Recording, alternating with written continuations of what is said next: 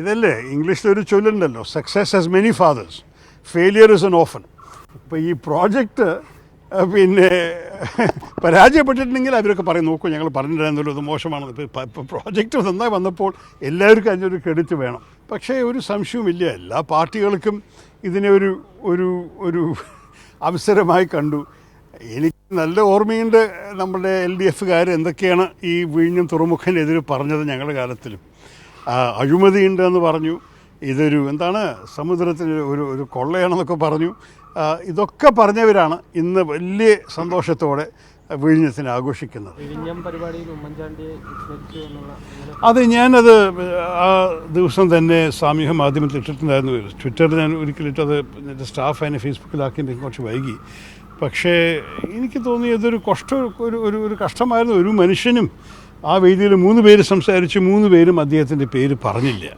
പക്ഷേ ഈ ആദ്യത്തെ ഈ കമ്മീഷനിങ് അഗ്രിമെൻ്റ് ഒപ്പിട്ടത് അദ്ദേഹത്തിൻ്റെ കാലത്തിലാണ്.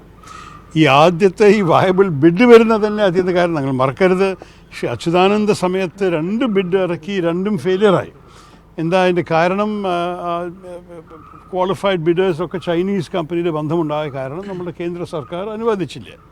പിന്നെ ശ്രീ ഉമ്മൻചാണ്ടിയുടെ കാലത്തിലാണ് അദ്ദേഹത്തിന് എനിക്കൊരു കൈയെടുക്ക ഒരു ഭാഗം ഉണ്ടായിരുന്നു. അതിൽ ശ്രീ അഡാനിയെ ഒരു പ്ലെയിനിൽ കണ്ട് സംസാരിച്ചിട്ട് എന്തുകൊണ്ടാണ് നിങ്ങൾ വിഴിഞ്ഞത്തിന് വേണ്ടി ബിഡ് ചെയ്തില്ല എന്ന് ചോദിച്ചിട്ട് വിഴിഞ്ഞത്തിൻ്റെ ഗുണങ്ങളെക്കുറിച്ചൊക്കെ ചൂണ്ടിക്കാണിച്ചിട്ട് ആ ഫ്ലൈറ്റ് കഴിയുമ്പോഴേക്കും അദ്ദേഹം പറഞ്ഞു, ഞാൻ ലാൻഡ് ചെയ്ത് ഉടനെ എൻ്റെ കമ്പനിയെ വിളിച്ചിട്ട് ടെൻഡർ ഡോക്യുമെൻറ്റ് മേടിക്കാൻ. എന്നിട്ട് അത് കഴിഞ്ഞിട്ട് അതിനെയൊക്കെ നയിച്ചത് ശ്രീ ഉമ്മൻചാണ്ടി തന്നെയായിരുന്നു. അവസാനത്തിൽ അദ്ദേഹം എല്ലാ നെഗോസിയേഷൻ നടത്തി, അദ്ദേഹം ഒപ്പിട്ടു, ഉദ്ഘാടനം ചെയ്തു. 2015 നമ്മളുടെ അവിടുത്തെ മത്സ്യത്തൊഴിലാളികളും ജനങ്ങൾക്കും വേണ്ടിയുള്ള നഷ്ടപരിഹാരം ക്യാബിനറ്റിൽ പാസ്സാക്കി.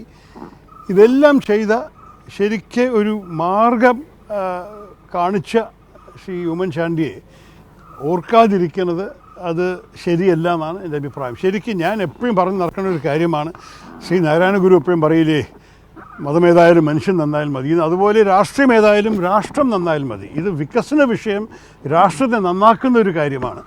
അതിൽ നമ്മൾക്ക് ഒരു രാഷ്ട്രം കളിക്കാൻ ആവശ്യമില്ല എന്ന് മാത്രമല്ല, ഇത് എല്ലാ പാർട്ടികളും സഹകരിക്കേണ്ടതാണ് നമ്മുടെ ഒരു അഭിമാനം.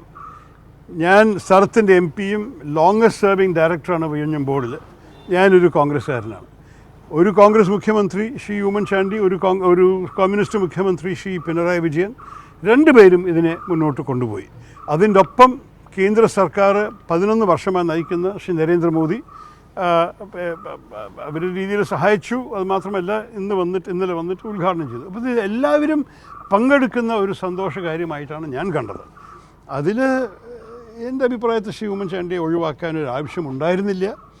അത് മാത്രമല്ല എല്ലാവരും ഒരു കോൺട്രിബ്യൂഷൻ ഓർക്കുന്നത് നമ്മളുടെയും ഒരു മര്യാദയാണ്. അപ്പം ഞാൻ ഇപ്പോഴത്തെ സർക്കാരിനോട് ഞാൻ പറയുന്നു, നിങ്ങളുടെ കാര്യങ്ങളൊക്കെ ചെയ്തോളൂ, പക്ഷേ അതിൻ്റെ ഒപ്പം നിങ്ങളുടെ മുമ്പിൽ വന്നവർ ചെയ്തതിനെക്കുറിച്ചൊന്നും മറക്കരുത്. അതാണ് എൻ്റെ ഒരു അഭ്യർത്ഥന.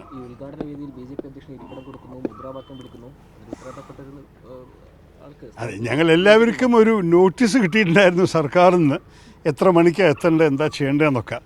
അപ്പോൾ ഞങ്ങളെല്ലാവരും, ഞാനൊരു 10 മണിക്കാണ് ഞങ്ങൾ ക്ഷണിച്ചിട്ടുണ്ടായിരുന്നത്. ഞങ്ങളൊരു 9:45, 9:50 എത്തുമ്പോഴേക്കും മറ്റേ 1-2 ആൾക്കാർ എൻ്റെ മുമ്പിൽ എത്തിയിട്ടുണ്ടായിരുന്നു. അവരൊക്കെ നിൽക്കുകയായിരുന്നു വെളിയിൽ.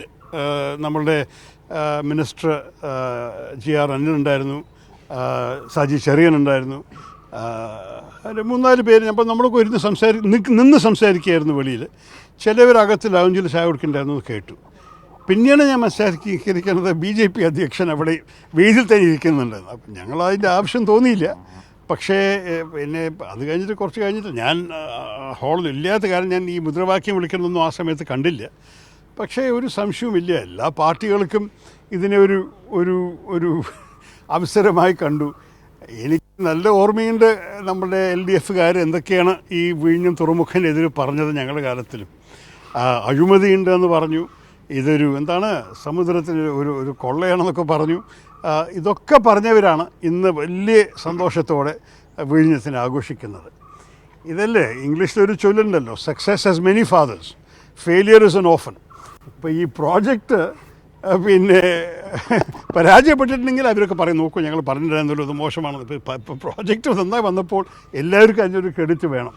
അപ്പോൾ ഒരിക്കൽ എതിരിച്ച LDFും സ്ഥലത്തിൽ തീരെ സാന്നിധ്യമില്ലാത്ത BJPയും അവരെല്ലാവരും അതിന് ക്രെഡിറ്റ് എടുക്കുന്നു. നമ്മളൊക്കെ നമ്മുടെ ജോലി ചെയ്തു, ജനങ്ങൾക്ക് വേണ്ടിയിട്ട് വികസനം വരട്ടെ, അതാണ് നമ്മുടെ ആഗ്രഹം.